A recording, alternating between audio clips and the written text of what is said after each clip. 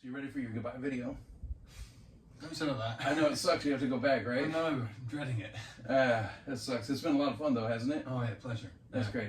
Hey, welcome to the Elvis Workshop. Don't mind us. We're in mid-conversation. I'm with my friend Aaron, who is from? England, or Cornwall to be Cornwall, exact. England. He's departing this evening, and so we thought, let's put a video together and do one last goodbye video before he comes back in a few years or whenever he comes back. So, I want to talk about a couple things very quickly and then toss it over to him.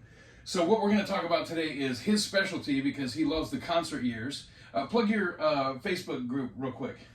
So I run a group called the Elvis Concerts Group, which we leave the thumbnail right now, and then a link down below in the description. But it's basically my little group I run, strictly depicting the Elvis concert years, from 69 to 77, varying from FTD releases to reviews to just random pictures on the day. So 1970 and 72 would then fit into that category. Absolutely. Awesome. So what we're going to talk about is EPiC.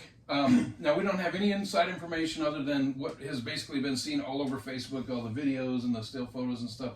But I want to give my opinion of it, not that it matters or that you asked, but that's what you're tuning into the show for, is to see what we think, right? Yeah. So over here I have a laser disc, or what the hell that is. Yeah, a laser disc. It says laser disc right there, of the lost performances. And so, look, I'm super thrilled about EPiC coming out. I'm looking very forward to it. I want more exposure for the Elvis brand, but just for me personally and selfishly, I just want to see it. I'm just excited to see it. Now, I have seen a bunch of clips online, and what I'd like to say is, stop doing that. Stop it. I don't want to see it. I want to see it in the movie theater, not of a movie screen going this way where Elvis's face looks too big on the bottom. And I just want to see it in the theater, so please stop it, because that will hurt distribution as well. So we want you can put still photos up, stuff like that. Okay, cool. Stop with the videos. We want to see it in person, but I've spoken with Aaron, and this is my opinion on EPiC, and I'm not saying anything negative. I'm super excited. Any quote-unquote new Elvis project is good, because he hasn't put anything out since 1977 for obvious reasons. Right? So what we can scrape and get from the bottom of the barrel is new to us. I'm excited about. So I'm happy to have EPiC coming out, but to me, and I'm not trying to beat it up or pare it down in any way at all, because this is all positive. To me, it's like an extended version of the Lost Performances, and let me explain. So the Lost Performances, they allegedly found film in the salt mines in Utah or wherever the hell it's from. And they put out a few different singular performances, but it was from That's the Way It Is and On Tour together, right? In the same movie. Which, by the way, this has only been released on Laserdisc and VHS. It's never been released on DVD or Blu-ray, and they need to do that. But anyway, I digress. So to me, and that photo is backwards on the front. Yep. Reverse photo. Anyway, I bought that because it looked cool, but now I realize it's a backwards photo. I think I realized that at the time. Anyway, the Lost Performances is basically EPiC. You've got footage from Elvis, That's the Way It Is, and Elvis on Tour, and cobbled all together in one project, but it's like the super version of this. It's much better sound and far superior picture quality. Now, I'm not saying that in any kind of bad way, because I love the Lost Performances.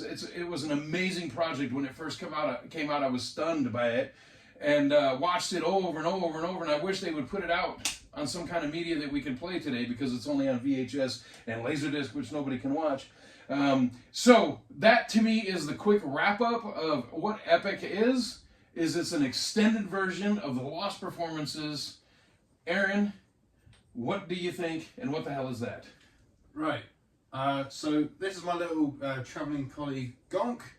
He's also called Perrin, but that's a Cornish thing from where I'm from. And he's my little safekeeper. Your mascot. My mascot. That's cool. So what do you think of EPiC? Terrible. Nearly got me. So I love the concept of EPiC. I love the fact that we're actually getting some new-ish material after so long for campaigning for it. You know, since 2018-ish when The Search came out. Yeah. Kevin Higgins then started a campaign. What he's mentioning is the Release the Elvis on Tour footage Facebook group, and we'll tag that here. And ever since then, great group, by the way, great group. Absolutely. And Kev and myself have been really good friends for years, and we've been all about this footage, trying to campaign to get it released, and release Elvis on Tour, release Elvis, that's the way it is. So we were eagerly excited when Baz was announcing he was doing something Elvis footage related. The concept of EPiC I love because it's Elvis telling his story, which is something better than I think me and you could have come up with combined. Sure. Because I've come up with terrible titles and terrible fan-made stuff. But the fact is him telling his story with the 50s footage, Hawaii 57 be exact, because that's beautiful footage, and summarising basically the Elvis movie, but it's the portion they left out, I find. Sure. Because I feel like every depiction of Elvis' story that we've had, they always gloss over the 70s. And yes, you probably agree. So now having this side of the story being told in the way that it is being told is absolutely unique. With the picture quality that we've had from the reels, the teasers that we've had, and obviously the leaked footage now, which is literally the recent days, probably since I've been here actually, 3 days now. Yeah, which is when I first got the. So one thing we've seen is footage that was shot from people in a movie theater filming the screen, and even that looks fantastic. So I cannot wait to see it in person with the true sound and the true picture without it being distorted of somebody's view down like this facing up and a copy of a movie screen. Yep. The picture is reportedly, and everything I've seen, it is amazing. It's awesome. And the excuse me, and the sound, I did a job at work and I'm coughing up dust, but the sound sounds apparently to be superb, as you would expect. Look at Baz's other movies, the sound is always top notch. One of my favorite movies before Baz ever took on the Elvis project was Moulin Rouge. I love that movie. I love it for the visual effects, but one of the things I love about it most is the sound. So that's one thing that's Baz's signature, is the sound quality that he puts out in his film. So I'm so glad that he's involved just for that alone. But so we've seen pictures and video of people filming up on a movie screen, and it still looks great. So I cannot wait to see it in a movie theater myself. Hopefully IMAX. That would be fantastic. Anyway, continue. I would just personally love to see it in cinema, full stop. Sure. Hopefully it does come to the UK, down in Cornwall. But I love the fact that we've had these images, but at the same time, like you said, it is going to possibly ruin the possibilities of the distribution itself. Yeah. Stop bootlegging the movie. Yes, like we need it in cinema on how it's supposed to be seen, not on a phone on Putlock or something. We don't need. We appreciate the effort that you've made to film it, but don't release it. I got clips. I did share one clip. I showed it to you. Yeah. But that went no further. Sure. Because you've seen it on my phone. So yeah, I just watched it on the phone. I haven't shared anything. I haven't shared any pictures really or anything. No, if Marvel go around saying no spoilers for a movie, don't do it for EPiC. It's nice and simple. Yeah. We've been wanting this for such a long time, and it's going to possibly, hopefully, open the doors for more releases. Which even if it's not theatrical, hopefully we can get more releases. Yeah. I would love a DVD package of some sort, a Blu-ray package, preferably over DVD of some sort. But filming the movie and putting clips out online is not helping. So please stop doing that. I know everybody's excited, and the people that have seen it, they want to show what they've seen, but please stop. So. Anything else on EPiC? I've got a friend of mine, Elvis on Tour 72 on Instagram. Go and follow him. He's called Julian. He's a good friend of mine. He's going to see it on the 1st, which is tomorrow. Oh yes, would it be tomorrow? It is tomorrow in Zurich, in Switzerland. He's going. I actually know a couple people that are going to see it tomorrow, and maybe somebody that's seeing it as we're filming this video. And he's been really hot on to me about sharing spoilers just by pure accident. I don't send him anything of recent, but someone uploaded some screenshots. I sent it to him. He liked the post. In my defense, he liked it. If I someone sent it, and he was like, "Don't show me spoilers." So I'm like, "Oh, sorry." So he's going to go see it tomorrow, and I'm going to be eagerly waiting for his review. He's buzzing as much as I am because he's done the campaigning on the Instagram department. Here's what I'm hoping for. It's not going to happen. This is what I'm hoping for: the EPiC movie on Blu-ray release, and a bonus disc is extra footage, and another bonus disc. I'm hoping for 3 is the Hampton Roads concert in its entirety. Now we have most of it on video already, but professionally done, rightly done, better picture quality and better sound. So let's hope that that's what happens. We get EPiC disc 1, extra footage disc 2, and Hampton Roads disc 3. They should have all of the concerts that were recorded on video, but apparently they only have Hampton Roads. So let's have it. Let's have Hampton Roads. Let's do that. So with that being said, are you good with EPiC? Absolutely. Okay. So he's going home tonight in a couple of hours, but he's had the trip of his lifetime. So I wanted to review that a little bit. I did that in the video I just posted previously to this, which I haven't actually done yet. This is the editing part. So he's had the trip of his life. So you went to Nashville, Tennessee, Country Music Hall of Fame, Studio B. You stood in the studio where Elvis did about a third of his entire catalog, including some of the very best material he ever recorded. You went to Memphis. You went to Sun Records, where it all started. You went to Graceland, where, of course, he lived. You paid your respects at his grave. You went down to Beale Street. You went to, what else did you go? You had Sun Records, I mentioned that. Sun Records, Lansky's Brothers at Peabody, got the cool Speedway jacket. And he kind of just went around the city and checked out, the Karate Dojo. Hey, we can't forget that. How awesome was that? Oh, lucky. So, and then he flew to Las Vegas. I'm sure I'm missing something, but that's all right. We'll figure it out. I'm trying to think myself. Flew to Las Vegas, and we went to the International/Hilton/Westgate Hotel. He was able to sit on the stage, take photos on the stage, like this one right here, and they went to Fremont Street, which is in the movie Viva Las Vegas, the race scene where they're in the city going through. That's a street called Fremont Street in Las Vegas. And he met with Sandy Miller, who's a super Elvis fan, knew Elvis for almost 10 years, 64 to 77, that's more than 10 years. So met him, so knew him for many years, excuse me, work. And so you got to spend some quality time with her, a few hours. All right. I'm fantastic. I don't need any mouth-to-mouth. No, really, I did a job at work, and I breathed in some stuff, and it's making me cough. But anyway, so you got to meet Sandy and spend some good quality time with her. And then also, which was my personal highlight, because I was there for this, is he got to spend 3 hours with Jerome Stump Monroe, the drummer, for the Sweet Inspirations. So that was awesome. And then today he just kind of laid low while I was at work and didn't really do a whole lot. He was just kind of in the Elvis workshop reading books and listening to music and doing whatever. But so that's the quick wrap up, and I'm going to let him speak on it a little bit now, and I'll just shut the hell up. How was this for a holiday? Did you have a good time? Oh, and he even got an Elvis Workshop hat. Oh, I did. I've used that in several videos, and I thought, you know what, this will be one of his highlights of the trip. I'm going to donate one of my Elvis Workshop hats. I have about 10 or 15 of them, but I thought I'm going to donate one. And what's funny is that hat I was wearing in the video where I gave Adam Taylor a good beating, which is one of my favorites. It's so funny. We watched it the other night, and just laughed and laughed. And I was wearing that hat, and it's a Stetson, by the way. That's not a cheap hat. That is like a $125 hat. That's I didn't know the price. Now I do. Now I'm scared. It's nice, yeah. Pack that with bubble wrap.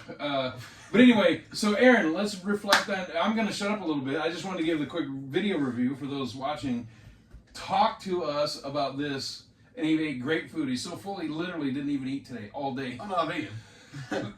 So tell us about your amazing trip. Highlights, lowlights, favorite moments.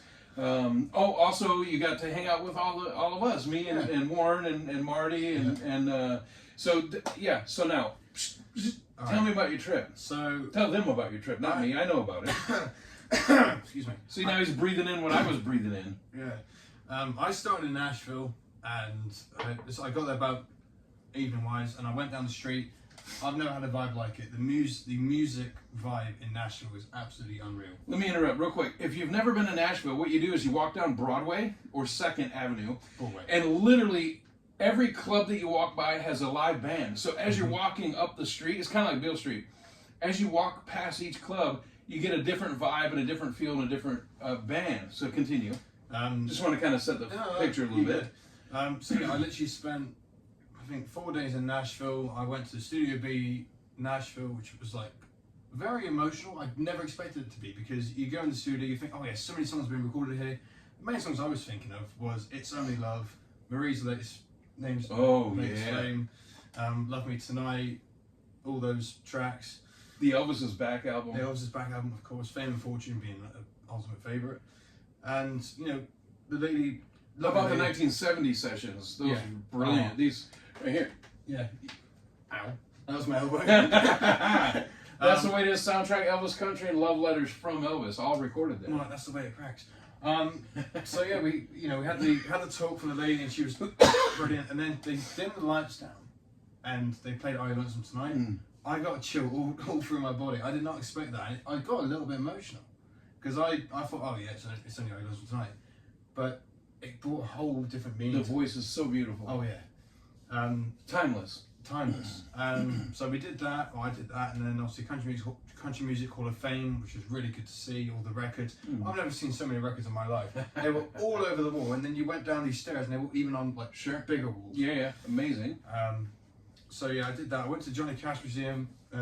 Shout out to Randall Bart, who follows my page, who pretty much runs the Johnny Cash Museum, and he was such a lovely bloke. Awesome. He's a follower of my page, and I never knew him until this point, and I greet him at the gate, and he says, "Oh, you're welcome to Johnny Cash Museum." And I said, "Oh yeah," and you know, we got talking, and then I showed him my background of Elvis in Buffalo, and he said, "Oh, are you excited for EPiC?" And I'm like, "You said it before me, we are going to be friends." And then I sort of mentioned my group, and he goes, "Oh yeah, I've been following that page for ages now." Oh and wow. It was quite surreal to meet. So he knew who you were without you knowing who you were. Exactly. Wow, that's great. Which was insane. Did he still charge you to get in? I mean, I already paid for the ticket. Yes. I already paid for it. The answer is yes. So, yes. Cha-ching. Cha-ching. But yeah, it's okay. Look, you got to support it. So Yeah. you got to support the museums. I'm making a joke, but look, you know what? Let me just say something real quickly. You're good. Hernando's Hideaway. They just had a show a couple weeks ago, and in Memphis, Tennessee, and I went. And previous to the show, there were people apparently hounding them for free tickets. And one of the owners of the establishment went on Facebook and said, "Look, if everybody that I know asks for a free entrance, how the hell can we support live music?" Exactly. So you gotta just, even if you know somebody, just pay your way and go in and get it anyway. So it's great that you met him and that he knew you. Yeah. But I'm making a joke about did he charge you to get in? I really am just kidding, because we have to support places like this or they wouldn't exist. So on a serious note, with supporting bands, I follow a lot of rockabilly at home, rockabilly bands. Yeah. And even if you go see them in a pub, buy drinks, snacks, whatever, because whatever they are paid, that does go towards. If you don't support them, they quit going. Yeah. And so let's that's a great segue. Let's switch over to Memphis. He flies to Memphis. Now I'm going to skip ahead just because for a segue here. Yep. Part of his Memphis trip is he went to Sun Records, and I want you to tell them about what you were wearing at Sun Records and why it meant so much to you. And this is a little bit emotional for him, so just give him a second. But I know we were going to talk about Graceland and Walk Up and all that stuff, but we'll do that. Since you just mentioned the rockabilly shows and stuff, Yeah. please tell them, and take a moment if you need, but tell them about what you wore at Sun and why. And by the way, freaking awesome shirt. It was great. I didn't even know the story, and I messaged him while he was still there. I saw the photos and I said, "Dude, how cool are those photos? I love the shirt you're wearing." So Aaron, and I'm going to show the picture right here. What is the story behind what you were wearing when you visited Sun and why? So, excuse me. So the shirt I'm wearing, as you can see, is a band called the Rim Cats, which was a local band back at home, with Steve Wolfie Roffey as the guitarist, Russell on the drums, and Stephen on the bass, Steve Bowers. And they're a band I've followed for a long time. I've known Steve for a long time. I've known the whole band. About last month, Steve unfortunately took his life, losing his battle with mental health, and it was a big shock to us because he was only mid-30s, and he's always wanted to go to Sun Studios. And ironically, but not ironically, the night that he did what he had to do for himself, unfortunately, if that's the way to put it, they just finished recording an album, and that album's actually coming out in the next couple of weeks. So if you're into rockabilly, check it out.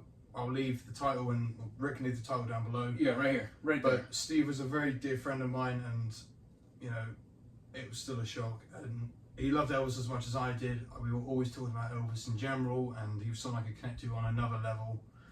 So it was hard to sort of go in knowing he wasn't there for me to tell him about it.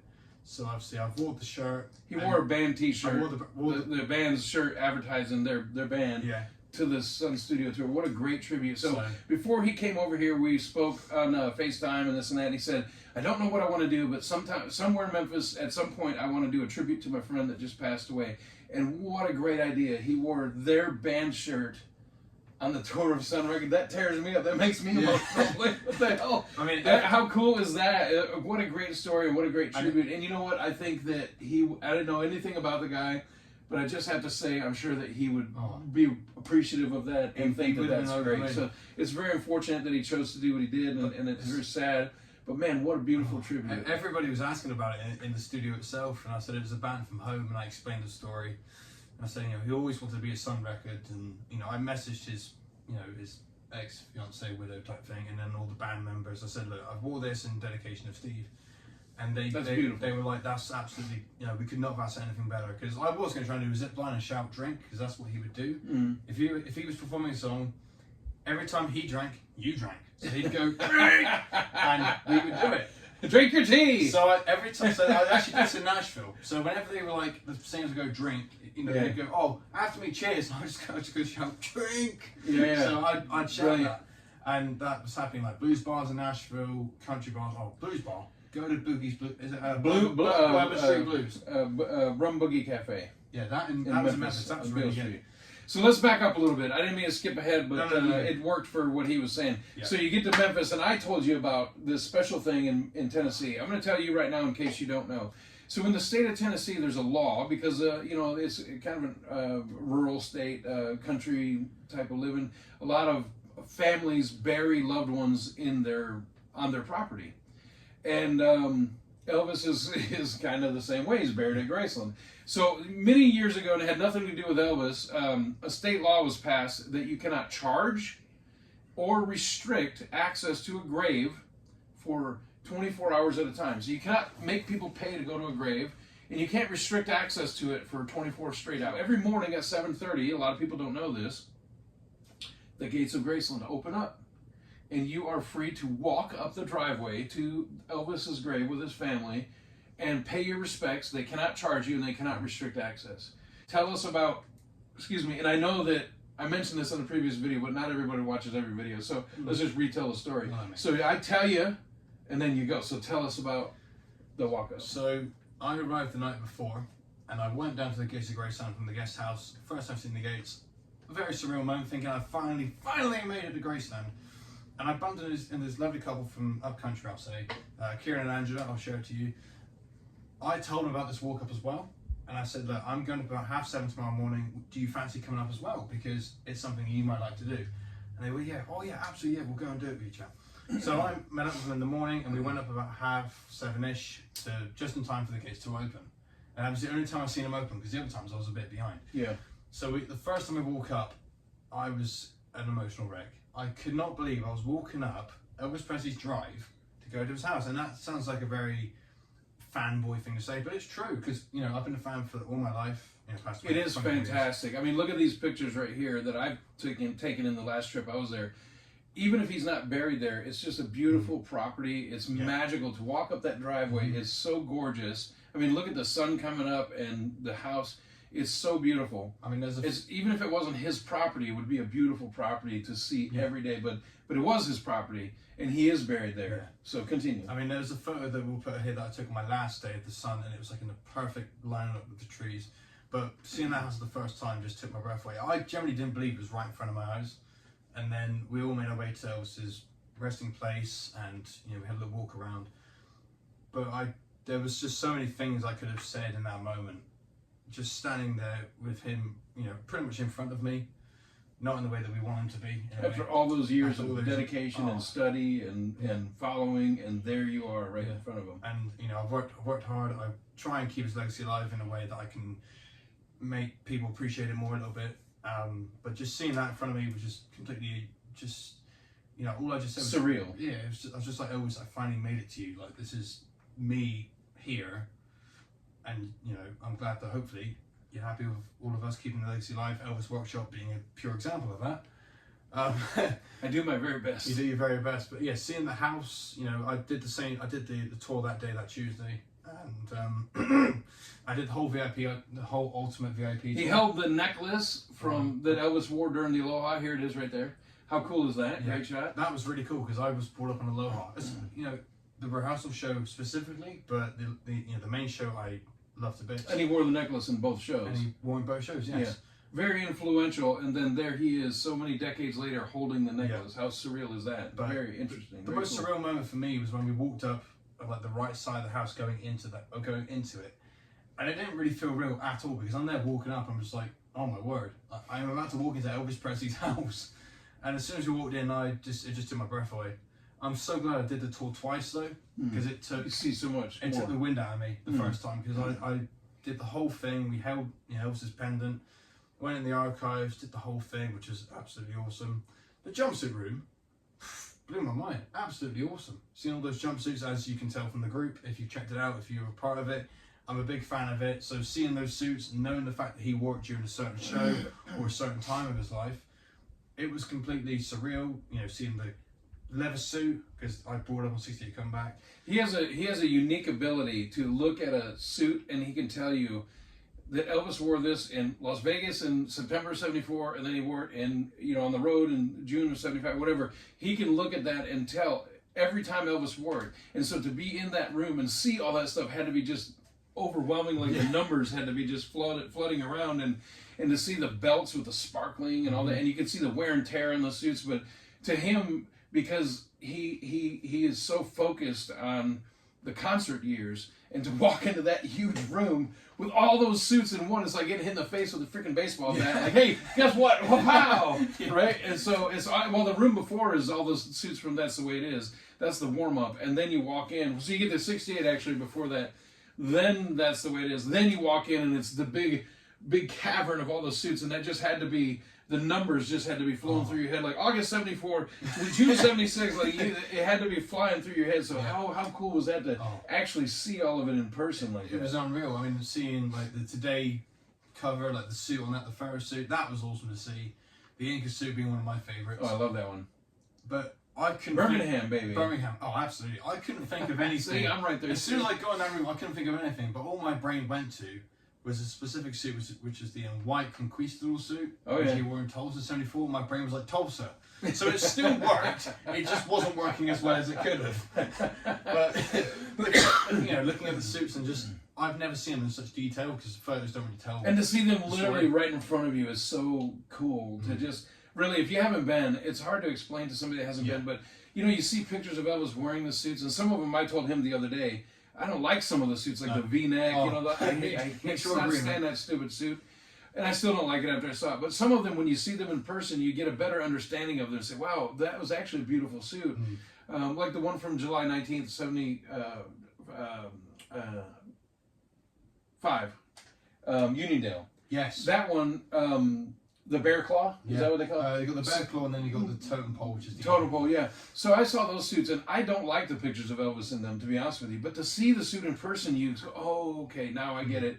It's actually kind of cool looking, and some of them are beautiful. Like the dragon suit is absolutely beautiful. I couldn't take my eyes off the chief suit from the that one, the Indian feather suit from. I cannot take my eyes off it. I literally probably stood there for about 10 minutes staring at it, just looking at every little detail. It's beautiful. He wore it in Memphis, June 10th, 1974, and 75. Sorry, my bad.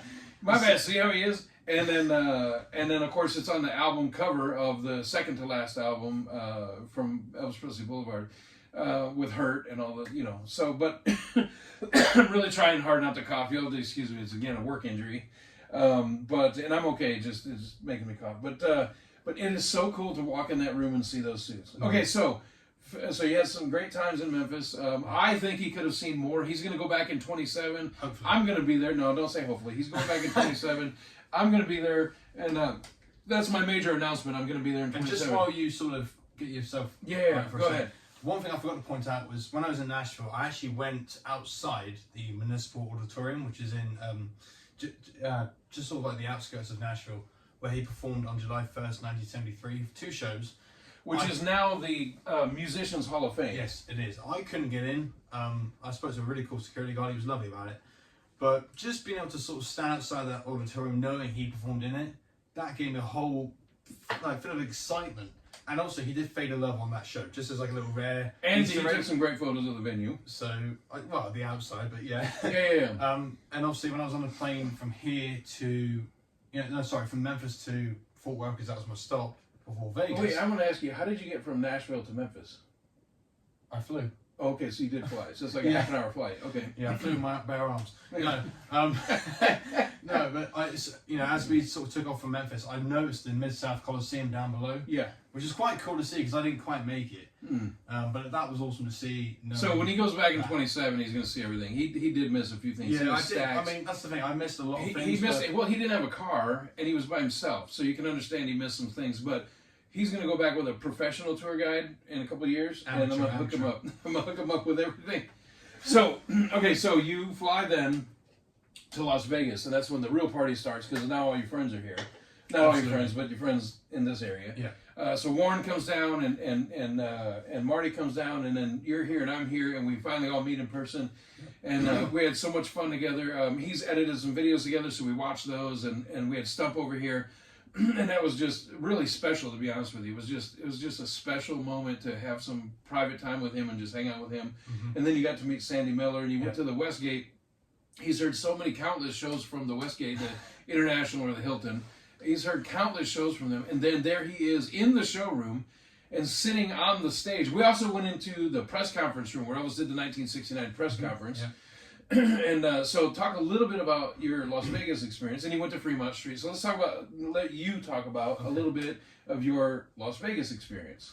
Okay, so as soon as we got into Vegas, I had a delayed flight for a start, which was a bit annoying. I had to sleep in the airport in Dallas. It was rough. It was rough, boy. They canceled his flight because they said there was bad weather, and then we didn't have any bad weather. So they canceled his flight for no reason. Well, there was electrical issues and stuff like that in other part of Vegas. But as soon as we got here, you took me past the Westgate. We went through the valet, sorry. And that was really cool to see because, so many things are going through your mind when you're in a place that you've heard many. He's getting information overload the whole trip. Yes, because you were telling me all these things, but you probably forget most of them. Probably was. It was going to one down the other. But I was sticking to it, and we went. We came back to yours, did the business, and went to Norm's. Norm's breakfast, yeah, which was really restaurant, cool. yeah. He's got a cool story about Elvis. But yeah, just going into the showroom itself was something in itself. Like, I mean, you had the I say a lot. The NFL, is it NFL? Yeah. Playing American football. That was playing, so we couldn't quite do what we anticipated to do. But we did get in, which is the key. But we got in, which was key, and standing in, sitting on that stage with all these countless shows I listened to, it was a very surreal moment. But all I can hear in that moment was Mary in the Morning from That's the Way It Is. Sure. Where he laughed, sort of thing. Yeah, and we were sitting approximately where Elvis threw the water on Lamar and Sonny and them and Joe. We were sitting right about that spot in the showroom. Yeah, yeah, it was very. And great. I went sort of across from the stage, sort of get like a better angle of the stage. Sort of, there's an angle from Hound Dog where you see the stage lights right in front of him. It's like a long aerial angle shot, sort of thing, like a wide shot. And I looked at it, I thought, oh, I stood there, like sort of thing, and that was really cool to see and just get the whole environment of the room. Although there was a lot of people watching football, so I didn't want to interrupt their That's time. okay. We still had a great time. But we had a great time, and obviously. And you know what? We sat for like 20 minutes in the first row and just said nothing and did nothing. We just sat there and just thought about what had previously happened in that room and just gave him time to just absorb all of it. We didn't want to go in and go, look, there it is, and then leave. Yeah. So we sat down and literally, I just watched football because I've been in there 100 times. I've been in there so many different events. And look, it's still special to me, but I've been in there. So I sat and kind of just watched football and gave him time. And I sat and also looked around a little bit and just thought about what's happened in that room with Elvis and other artists. But fantastic event. One thing that we also did was we went to, he's not a big fan of this, but we went to the cemetery, and Red Fox is buried there, a comedian that knew Elvis and very famous in the United States, and Bobby Morris, the orchestra leader, is buried there, and Dr. Elias Ganem is buried there, and also my very, very dear friend Dick Grobe is buried there.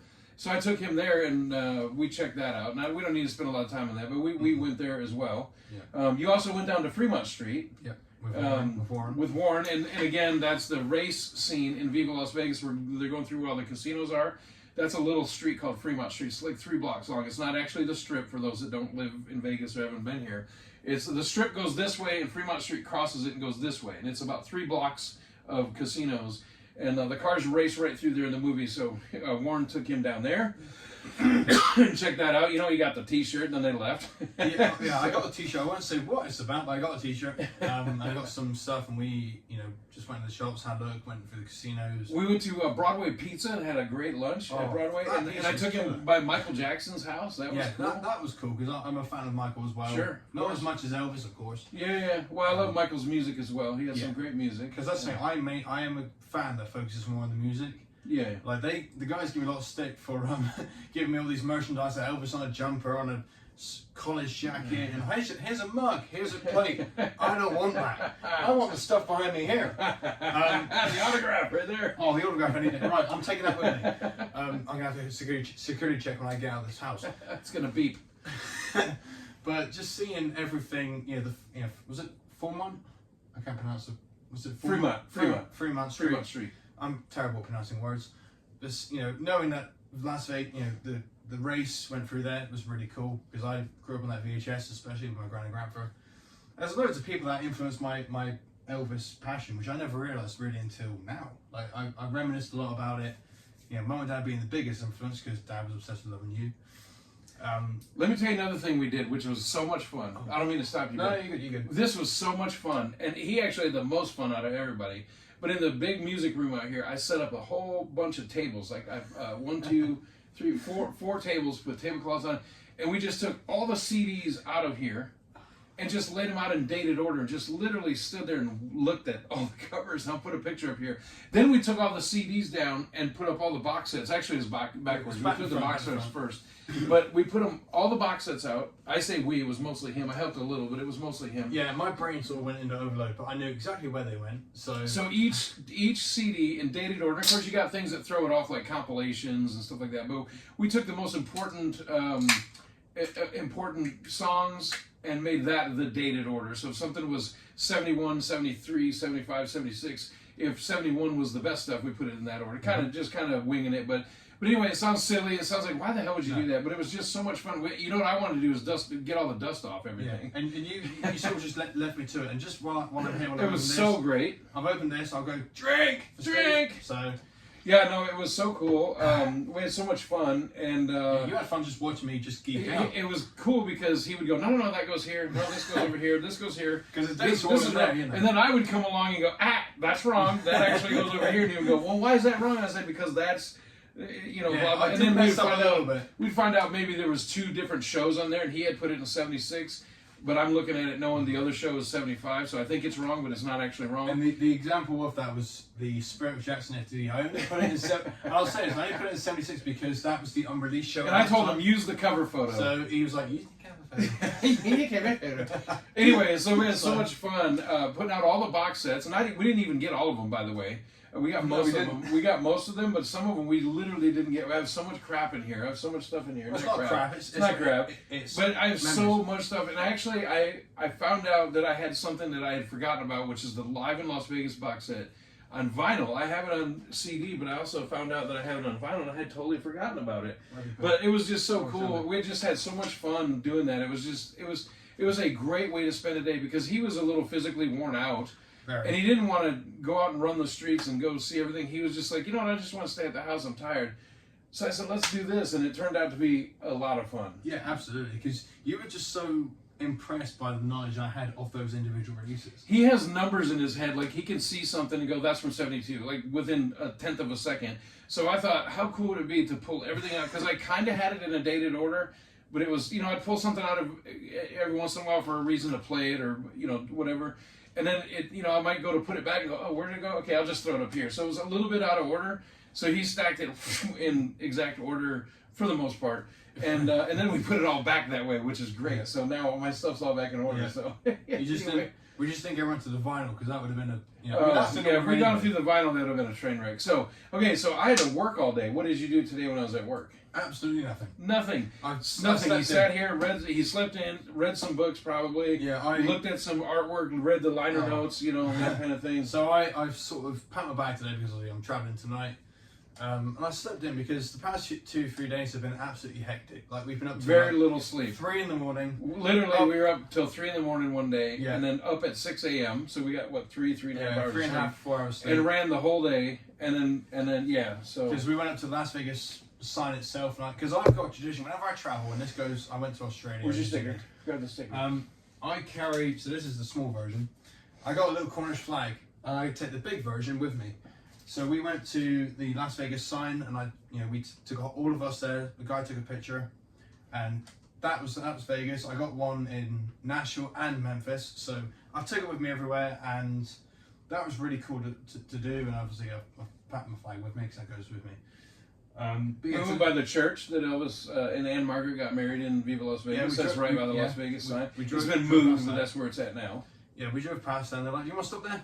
No. So but today, it's just been nice to stay there, listen to some just Elvis in general, because at the minute I can't get enough of the Sunset Boulevard version of Burning Love. I can't get enough. Oh yeah, it's just stuff. It punches. But today I've just been in the workshop itself while Rick has been earning his buck. Reading some of the concert books. Lake Tahoe book, the world's biggest kept secret, which is a really good book to check out.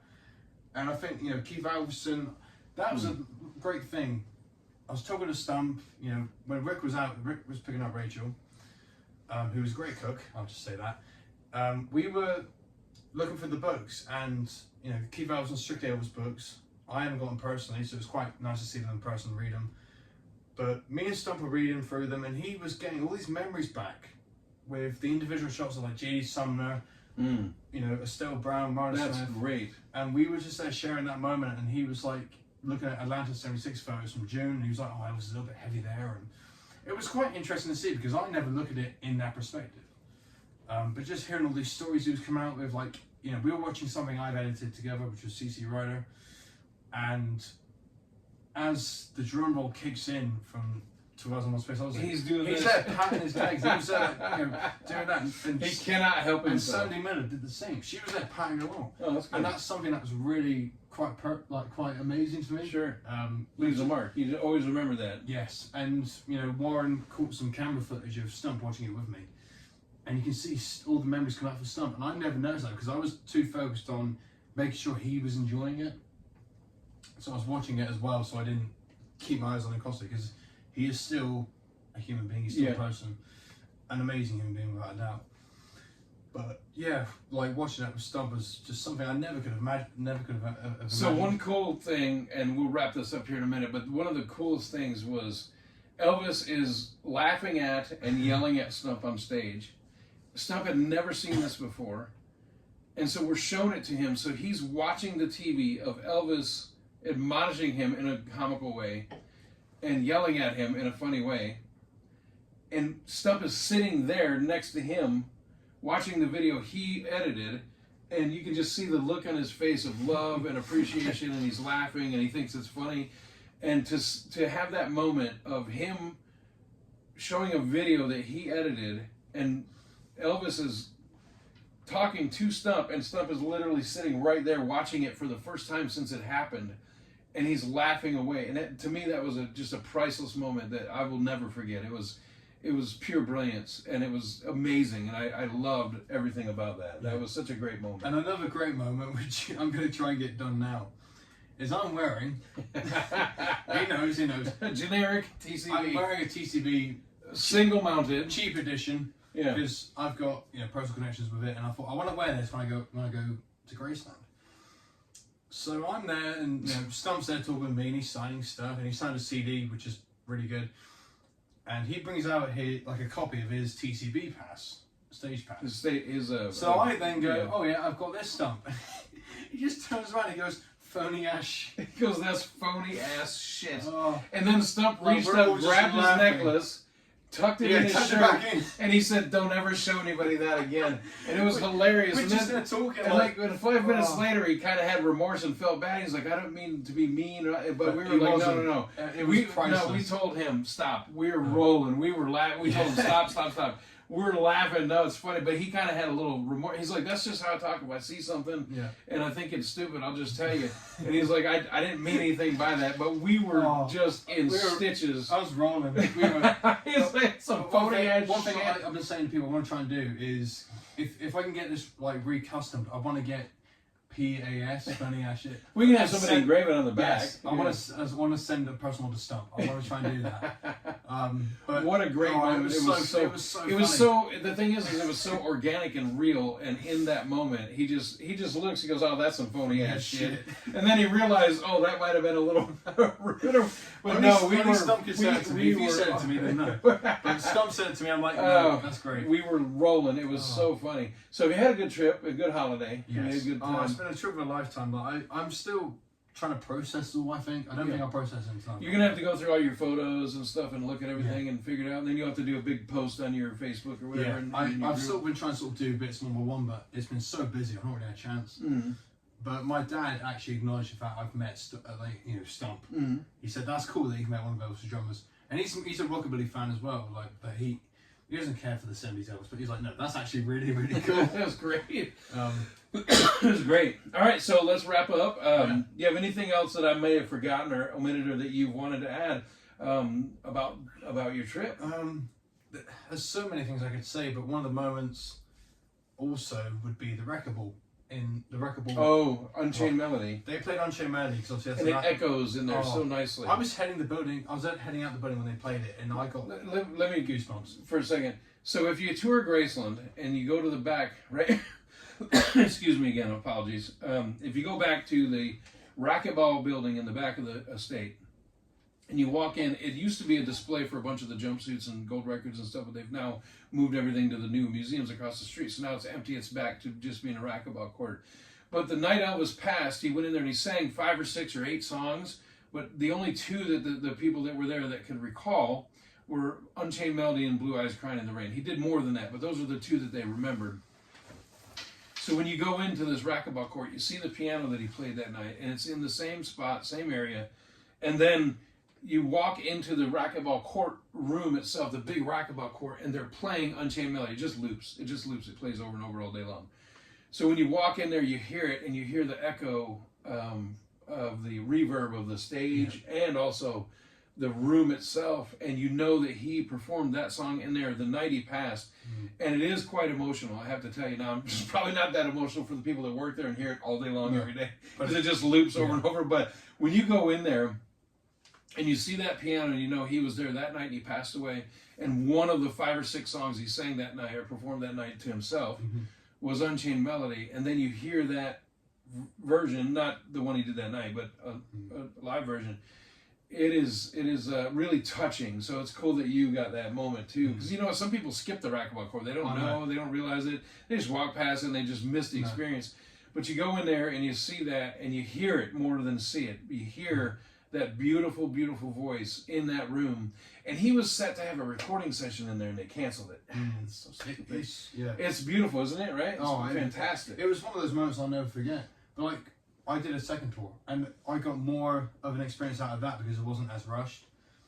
But I just stood in that room for just probably 5 minutes, and they played it, and it was just so emotional.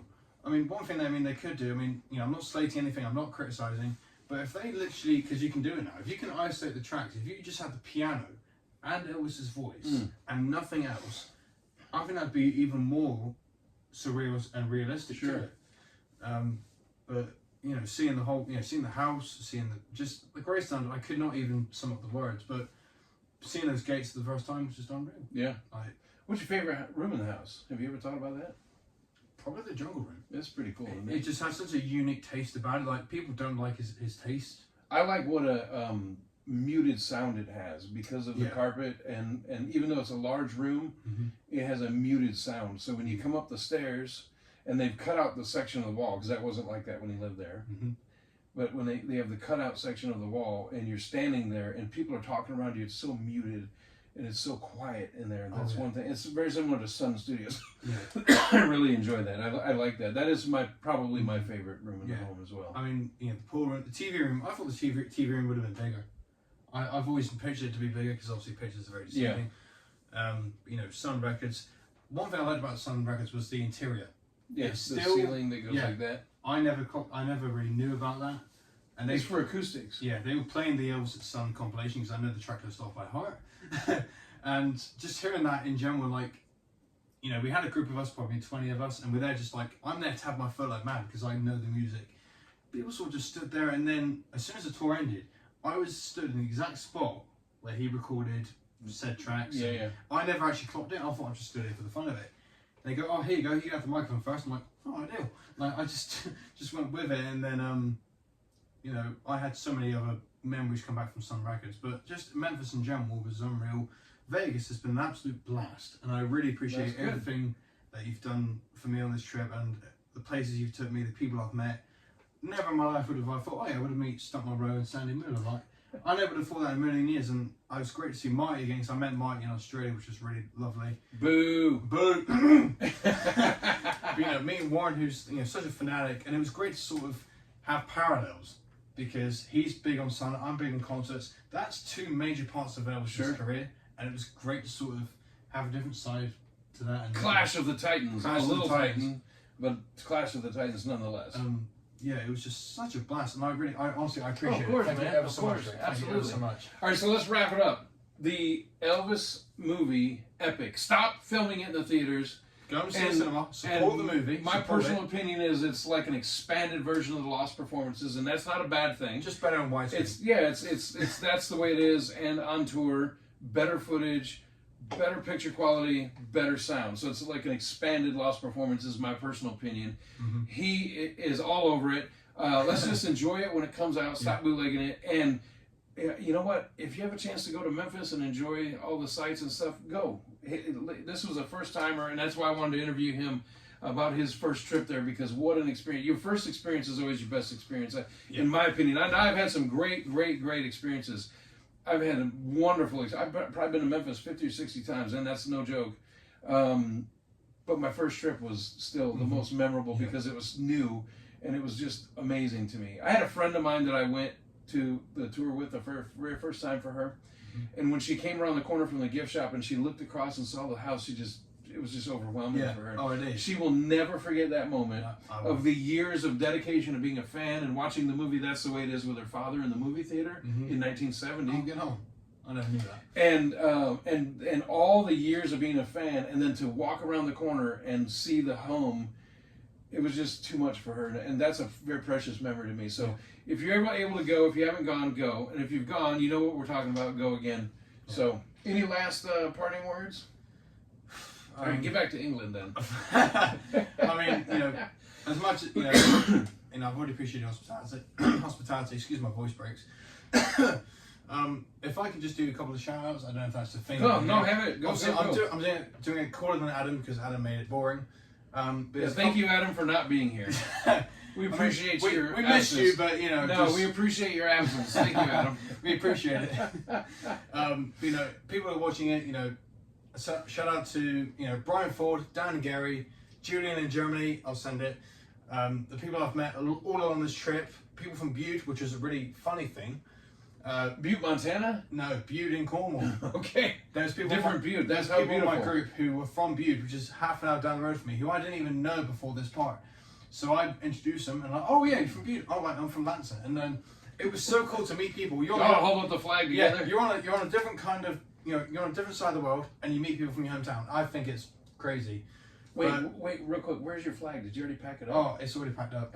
I know. We could do an edit. You chop it, do the flag, and then hold the flag up. Yeah, we'll do that. But shout out to all those people, all the great friends I have in the Elvis world. Because without Elvis, I wouldn't have you as a friend. I wouldn't have Marty as a friend. I wouldn't have Evan. Well, I thought, you know what I've thought about that. I knew Dick Grove for 20 years. He was the best friend, one of the best friends I've ever had. Legend. He was a mentor to me. And Stump I've known for 25 years. I've known Sandy forever, 25 years, the late 90s. Yeah. So I guess maybe longer than 25 years. And I met all of them, including you and Marty and Martin and all of them. Unfortunately, Adam. I met all of them through Elvis. Without the Elvis connection, I wouldn't know. And Sam Thompson and Linda Thompson and all these people, Estelle Brown, all these people, and unfortunately people that have passed away like Bobby Morris and Sonny West and all these people that I've known, I met through Elvis. And so to me, that's actually the most special thing. Andy Norman, a friend of mine in Alabama, I would have never met him, and I would have gone my whole life and not knowing him, and he's a great friend, and I would have never met him. Jeff Carlson, I would have never known any of these people had it not been for Elvis. So I cherish that actually more than anything else, and I love Elvis. I love his music. I love his legacy. But to me, the lasting impression is the people that I've met through Elvis, Henrik. All the people that I've met through Elvis is to me what is most important about him. And I love his music and his legacy and his story, and I cherish all of that. But the best part of being an Elvis fan is all of these people that I've met because of him. Yeah, I'm in complete agreement with you on that. You know, I've known a guy called Jesse who does footage collecting. He's been a friend of mine for years. Julian, and like Gary. Dan's actually a friend of mine from my hometown, which I never knew about until of recent. He reached out to me from my group, which is even more insane. And he's a Lansing boy, and we get together and we have a talk, we have a beer, and we have a laugh. And he's got the same opinions about Elvis as much as I have. But this Elvis movie has brought more people in, which is really great. And the 2022 Baz movie brought a lot of people out, and the new EPiC is going to do the same. Fingers crossed. I really hope it does, because Elvis deserves all the recognition as a human being. As a musician, as he does as a human being. Because obviously the film humanized him, but to me it didn't focus on the performer, which EPiC is doing, which I'm really hoping it takes off. Because people come up to me and I'm all about the music, and they're all about the image. Same as you. You're about the music. The amount of books you've got, the amount of vinyl you have, which is astounding, because that's a collection I dream of having, not yours specifically. But no, in general, like, it's been such a trip of a lifetime. I'm sad at its ending, but it's not the end. There is many things to find out and to go and see. And what a great experience. Everything has to end at some point, but what a great experience you've had. Awesome. Yeah, I mean, seeing the Graceland, Sun Records, the Dojo. Yeah, that was really cool to see. The ambulance was a little bit of an emotional thing as well. But obviously I completely go off the scales, off topic, because I don't know when to shut up. Well, thanks for coming out, man. I appreciate it so much. Look at the camera there. And then, look, if you don't like this video, I don't know what the hell to tell you, because how fun was that? If you don't like this video, you ain't nothing but a hound dog. Tune into the next video. I don't know what it's going to be about. Probably something from Denmark. But if you don't like this video, you ain't nothing but a hound dog. Now, what I'm going to do is I'm going to do the edit like this. And he's going to go get his flag, and then we're going to hold it up. So, cut. All right, go get the flag. And then hold it up. We didn't move. No, we didn't move. We were here the whole time. And here we go. Cornwall. Check it out. There it is. Woo!